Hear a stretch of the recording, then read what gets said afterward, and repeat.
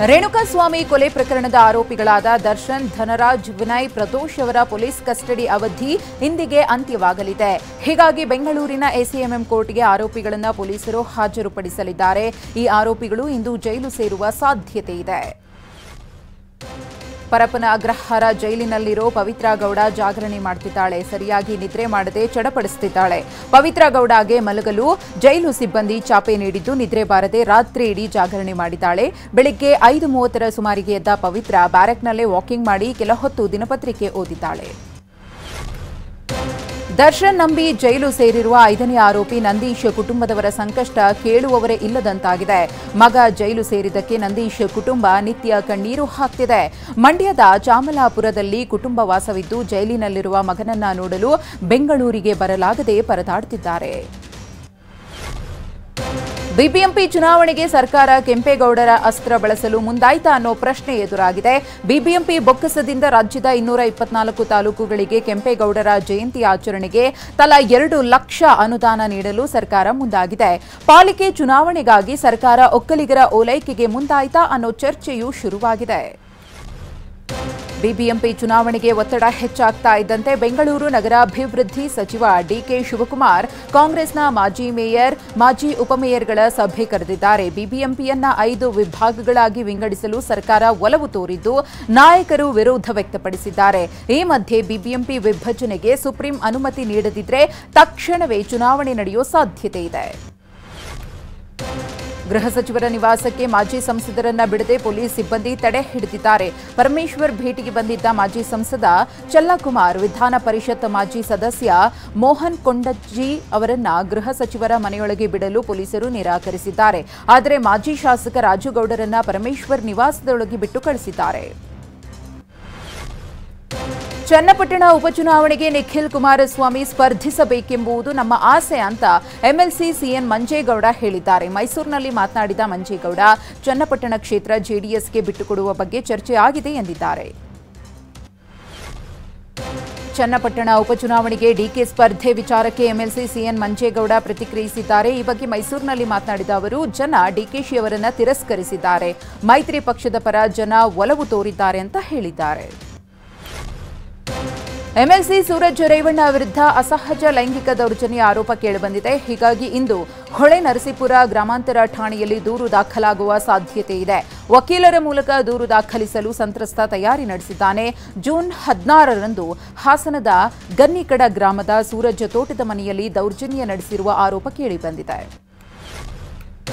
ತುಮಕೂರಿನಲ್ಲಿ ಕರ್ತವ್ಯ ಲೋಪ ಮತ್ತು ಸರ್ಕಾರಿ ಅನುದಾನ ದುರುಪಯೋಗದ ಅಡಿ ಇಬ್ಬರು ಪಿಡಿಒ, ಓರ್ವ ಸೆಕೆಂಡ್ ಗ್ರೇಡ್ ಕಾರ್ಯದರ್ಶಿ ಸಸ್ಪೆಂಡ್ ಆಗಿದ್ದಾರೆ.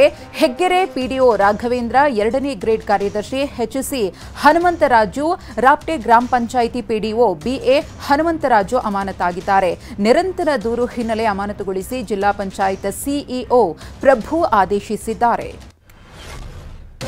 ಹೊಸದಾಗಿ ಆಯ್ಕೆಯಾದ ಬಿಜೆಪಿ ಜೆಡಿಎಸ್ ಸಂಸದರನ್ನ ಸನ್ಮಾನಿಸುವ ಸಮಾರಂಭ ಆಯೋಜಿಸಲಾಗಿದೆ.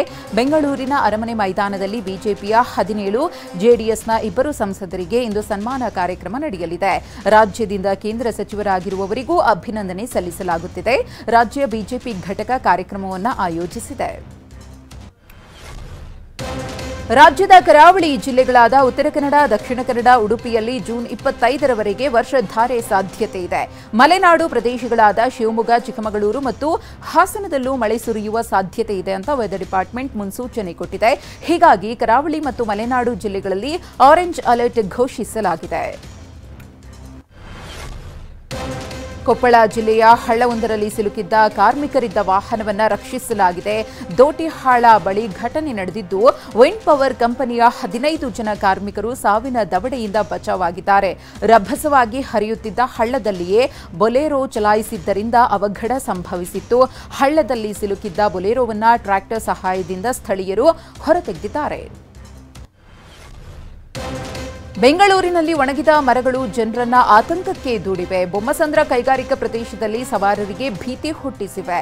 ಮರಗಳು ಯಾವಾಗ ಬೀಳುತ್ತವೋ ಎಂಬ ಭಯದಲ್ಲೇ ಸವಾರರು ಜೀವವನ್ನ ಕೈಯಲ್ಲಿ ಹಿಡಿದು ಸಂಚರಿಸುತ್ತಿದ್ದಾರೆ. ಒಣಗಿದ ಮರಗಳನ್ನು ತೆರವು ಮಾಡದೆ ನಿರ್ಲಕ್ಷ್ಯ ವಹಿಸಿರುವ ಅಧಿಕಾರಿಗಳ ವಿರುದ್ಧ ಜನ ಹಿಡಿ ಶಾಪ ಹಾಕ್ತಿದ್ದಾರೆ. ಮೈಸೂರು ಜಿಲ್ಲೆಯಲ್ಲಿ ದಾರಿ ಮಧ್ಯೆ ಕೆಎಸ್ಆರ್ಟಿಸಿ ಬಸ್ ಕೆಟ್ಟು ನಿಂತು ಪ್ರಯಾಣಿಕರು ಪರದಾಡಿದ ಘಟನೆ ಟಿ ನರಸೀಪುರದ ಬನ್ನೂರಿನಲ್ಲಿ ನಡೆದಿದೆ. 1 ಗಂಟೆಯ ಬಳಿಕ ಪರ್ಯಾಯ ಬಸ್ ಬಂದಿದ್ದು ಹತ್ತಲು ಪ್ರಯಾಣಿಕರ ನೂಕುನುಗ್ಗಲು ಉಂಟಾಗಿತ್ತು. ಮಹಿಳೆಯರು, ವೃದ್ಧರು, ಮಕ್ಕಳಿಂದ ಬಸ್ಗೆ ಹತ್ತಲು ಪರದಾಟ ಶುರುವಾಗಿತ್ತು. ಅಧಿಕಾರಿಗಳ ವಿರುದ್ಧ ಇದೇ ಸಂದರ್ಭದಲ್ಲಿ ಸ್ಥಳೀಯರು ಆಕ್ರೋಶವನ್ನ ಹೊರಹಾಕಿದ್ರು. ಚಿಕ್ಕಮಗಳೂರು ಜಿಲ್ಲೆಯ ಮುಳ್ಳಯ್ಯನಗಿರಿ ಮತ್ತು ಎತ್ತಿನಭುಜದಲ್ಲಿ ಟ್ರಕ್ಕಿಂಗ್ ನಿಷೇಧಿಸಲಾಗಿದೆ. ಹೆಚ್ಚಿನ ಸಂಖ್ಯೆಯಲ್ಲಿ ಪ್ರವಾಸಿಗರು ಆಗಮಿಸುತ್ತಾ ಇರುವ ಹಿನ್ನೆಲೆಯಲ್ಲಿ ಮುಂಜಾಗ್ರತಾ ಕ್ರಮವಾಗಿ ಟ್ರಕ್ಕಿಂಗ್ ನಿಷೇಧಿಸಿ ಅರಣ್ಯ ಸಚಿವ ಈಶ್ವರ್ ಖಂಡ್ರೆ ಆದೇಶಿಸಿದ್ದಾರೆ. ಕೋಲಾರದ ಮೈಲಾಂಡಹಳ್ಳಿಯಲ್ಲಿ ಜೂಜಾಟ ಆಡ್ತಾ ಇದ್ದ 6 ಜನರನ್ನ ಪೊಲೀಸರು ಅರೆಸ್ಟ್ ಮಾಡಿದ್ದಾರೆ. ದಾಳಿಯ ವೇಳೆ ಪಣಕ್ಕಿಟ್ಟಿದ್ದ 5,100 ರೂಪಾಯಿ ಜಪ್ತಿ ಮಾಡಲಾಗಿದೆ. ಕೋಲಾರ ಗ್ರಾಮಾಂತರ ಪೊಲೀಸ್ ಠಾಣಾ ವ್ಯಾಪ್ತಿಯಲ್ಲಿ ಘಟನೆ ನಡೆದಿದೆ. ಸಾಹಿತಿ ಡಾಕ್ಟರ್ ಕಮಲಾ ಹಂಪನ ನಿಧನಕ್ಕೆ ಸಿಎಂ ಸಿದ್ದರಾಮಯ್ಯ ಸಂತಾಪ ಸೂಚಿಸಿದ್ದಾರೆ. ಎಕ್ಸ್ನಲ್ಲಿ ಸಂತಾಪ ಸೂಚಿಸಿರುವ ಸಿಎಂ ಸಿದ್ದರಾಮಯ್ಯ, ಕಮಲಾ ಹಂಪನ ಅವರ ಅನಿರೀಕ್ಷಿತ ಸಾವು ದುಃಖವನ್ನ ತಂದಿದೆ. ಸಾಹಿತ್ಯ, ಕೃಷಿ ಜೊತೆ ಸಂಶೋಧನೆ, ಬೋಧನೆಗಳಿಂದ ಜನಪ್ರಿಯರಾಗಿದ್ರು. ಅವರ ಕುಟುಂಬದವರ ದುಃಖದಲ್ಲಿ ನಾನು ಕೂಡ ಭಾಗಿಯಾಗಿದ್ದೇನೆ. ಮೃತರ ಆತ್ಮಕ್ಕೆ ಶಾಂತಿ ಕೋರುವೆ ಅಂತ ಬರೆದುಕೊಂಡಿದ್ದಾರೆ. ದಕ್ಷಿಣ ಮುಂಬೈನಿಂದ ನವಿ ಮುಂಬೈಗೆ ಸಂಪರ್ಕ ಕಲ್ಪಿಸುವ ಅಟಲ್ ಸೇತು ನಿರ್ಮಾಣದಲ್ಲಿ ಭ್ರಷ್ಟಾಚಾರ ಆರೋಪ ಕೇಳಿಬಂದಿದೆ. ಮಹಾರಾಷ್ಟ್ರ ಕಾಂಗ್ರೆಸ್ ಅಧ್ಯಕ್ಷ ನಾನಾ ಪಟೋಲೆ ಮಾತನಾಡಿ, ಸೇತುವೆ ಉದ್ಘಾಟನೆಗೊಂಡ ಕೆಲವೇ ತಿಂಗಳುಗಳಲ್ಲಿ ಬಿರುಕುಗಳು ಕಾಣಿಸಿಕೊಂಡಿದ್ದು ರಸ್ತೆಯ ಒಂದು ಭಾಗ 1 ಅಡಿಯಷ್ಟು ಕುಸಿದಿದೆ ಎಂದು ಆರೋಪಿಸಿದ್ದಾರೆ.